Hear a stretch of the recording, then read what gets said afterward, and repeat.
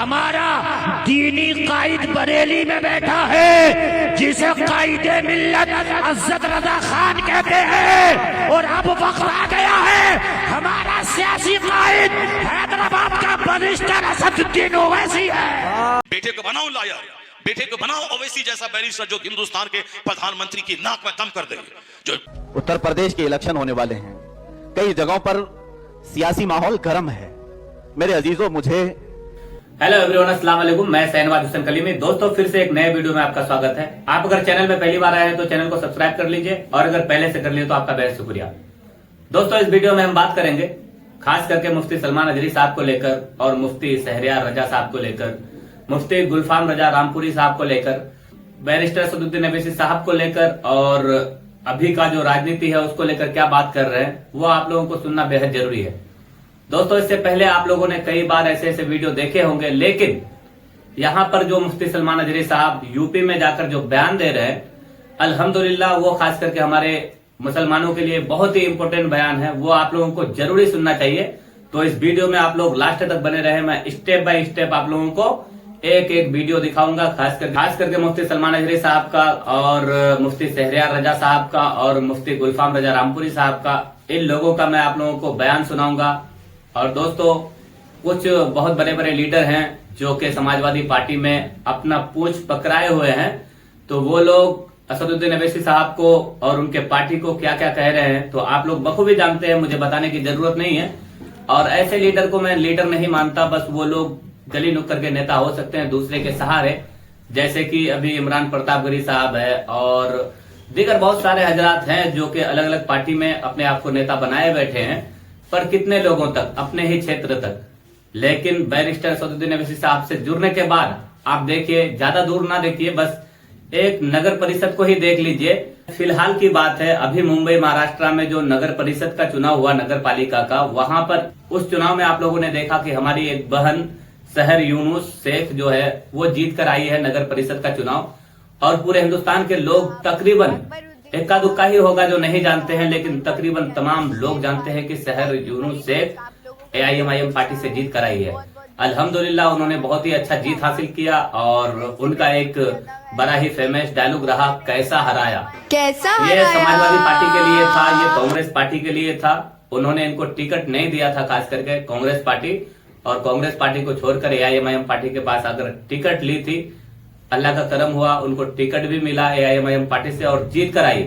तब उन्होंने बोला कि कैसा हराया। समाजवादी पार्टी के नेता वहां पर बोल रहे थे, अबू आसिम आजमी साहब, कि किसी भी हाल में यहाँ हम लोग जीतने नहीं देंगे, हमारा यहाँ पे पूरा मतलब जाहो जलाल है, बहुत सारा डिंगा डिंगा फेंक रहे थे। लेकिन बाद में पता चला कि उनको कैसा हराया, वहां बुरी तरह से। दोस्तों, बहुत सारे कमेंट ऐसे मैं देख रहा हूँ, अबू आसिम आजमी साहब को हराकर लीडरशिप खत्म कर दिया। मुंबई महाराष्ट्र में अबू आसिम आजमी साहब वहां अपना लीडरशिप बनाया था, और वहां पर 30 साल से उनको कोई गिरा नहीं सका। AIMIM पार्टी ने उनको ही हराकर अपने आप को बड़ा समझ रहे हैं।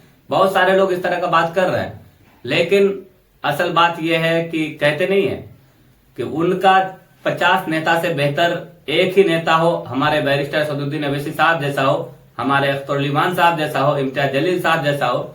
इम्तियाज जलील साहब को आप लोगों ने देखा कि बिना कुछ रहते हुए ना विधायक था, ना MP था, कुछ भी नहीं था, लेकिन जब उन्होंने आवाज लगाया था, तेरा मेरा रिश्ता क्या, ला इलाहा इल्लल्लाह, उस नारे पर लोग रोडों पर जो उतरे तो कम से कम 17 से 18 हजार स्कॉर्पियो लेकर, फॉर्च्यूनर लेकर, उसके बाद कितने सारे बाइक थे जो कि अनगिनती थे।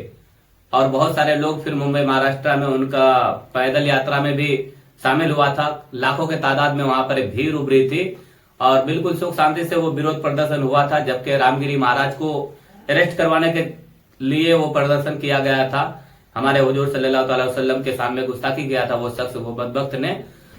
उत्तर प्रदेश के इलेक्शन होने वाले हैं, कई जगहों पर सियासी माहौल गर्म है। मेरे अजीजों, मुझे सीट कुर्सी से कोई मतलब नहीं, लेकिन मैं ये देखता हूं यहाँ सारी जात, सारी बिरादरियां अपना अपना गठबंधन बना रही हैं। मैंने देखा कि मुसलमान इसमें कहां हैं।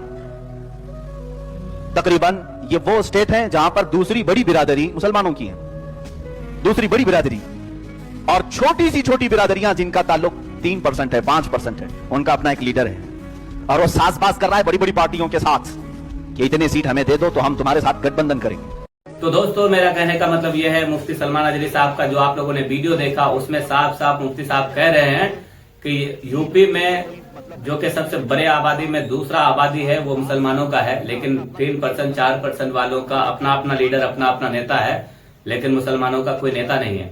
यही बात बैरिस्टर सदुद्दीन ओवैसी साहब कह रहे हैं, यही बात हमारे बिहार के सदर अख्तरुल इमान साहब कह रहे हैं। तो कुछ लोग बोलते हैं कि ये लोग धर्म का राजनीति करते हैं।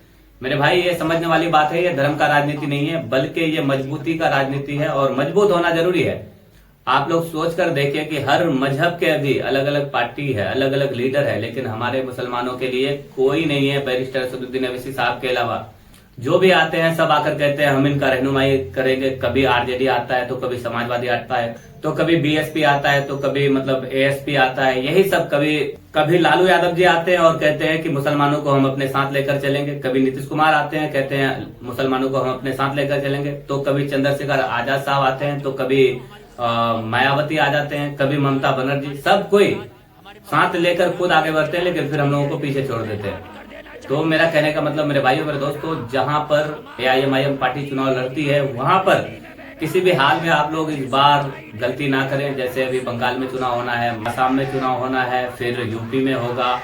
तो दोस्तों वीडियो बहुत ही लंबा हो रहा है, आजकल मेरा रीच पूरा डाउन हो गया है, तो प्लीज मेहरबानी करके मेरे वीडियो को थोड़ा टाइम दीजिए और अपने दोस्तों को शेयर कीजिए व्हाट्सएप में।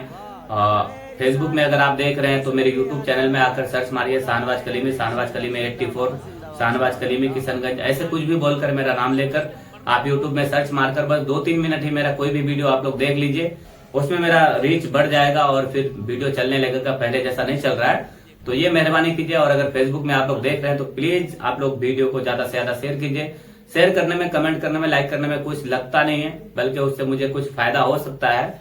तो आप लोग प्लीज मेहरबानी करके ऐसा काम कर दीजिए। इसमें आप लोगों का कोई टाइम भी जाया नहीं होता, बस थोड़ा सा वक्त लगेगा। तो अभी के लिए इतना ही। अस्सलाम वालेकुम, अल्लाह हाफिज।